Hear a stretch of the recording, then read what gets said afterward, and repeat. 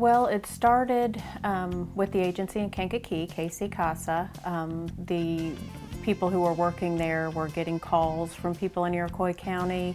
They were having people travel up there to see counselors. It's hard for people to have the transportation, and it was hard for them to find the time to go up and take a drive to Kankakee, on a weekly basis. It was much easier when we had the services here. They were right in the community. People knew where to find us. They had somebody to call. For a while, we didn't have a physical location. So yeah, I spent a lot of time here in this building and a lot of time in the room back there with families, with victims, explaining the process to them, giving them support. It was a little bit of a struggle at first, I think, coming into the community. People don't really understand, and especially didn't understand then, that this happens in small communities. They thought of it as a big city problem, and it's something that happens in a dark alley from a stranger. There's a lot of victim blaming, and I think that was something that I had a lot of conversations with a lot of people about, kind of turning it around to, let's look at the perpetrator's behavior and not focus on what the victim did or didn't do or should have done. That yeah, people do make mistakes. They do maybe make a choice that they wouldn't have made looking back on it, but they're not the ones to blame. Somebody chose to do this to them.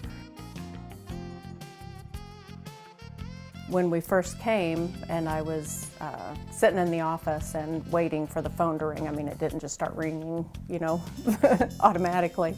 So anyway, I got this call, and it was from a mom whose daughter had been a victim. And so she was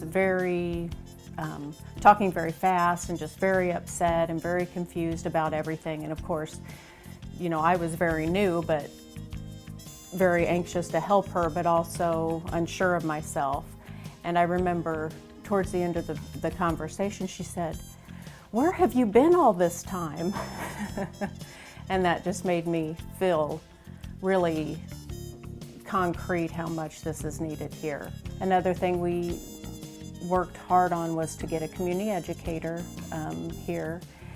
And it was always a goal of mine, because we had all these schools, we have all these kids that we were a lot of times getting cases from, and that we could go into schools and let them know that this doesn't have to happen to them, and if it does happen to them, that they can speak up and they can get help. And nobody was doing that. What are their names? Patty and Max. Molly and Max. And Molly and Max go with me everywhere I go. Our programs start at about 3 years old, preschool age, all the way on through junior high and high school. We talk about issues such as stranger danger, body safety, healthy relationships, internet safety, bullying, that kind of thing. The programs are age-appropriate and child-friendly curriculum. The goal of the education programs is to teach kids skills, what to do if someone does not respect their boundaries. We do a lot of safety scenarios and problem-solving type of things. We recognize that educating the community is twofold.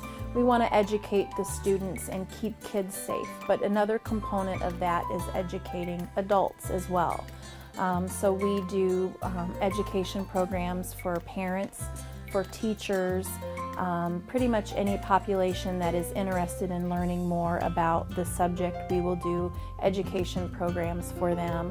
We also have a new initiative now called Illinois Imagines, which we provide education programs for the disabled populations and other populations that are more at risk.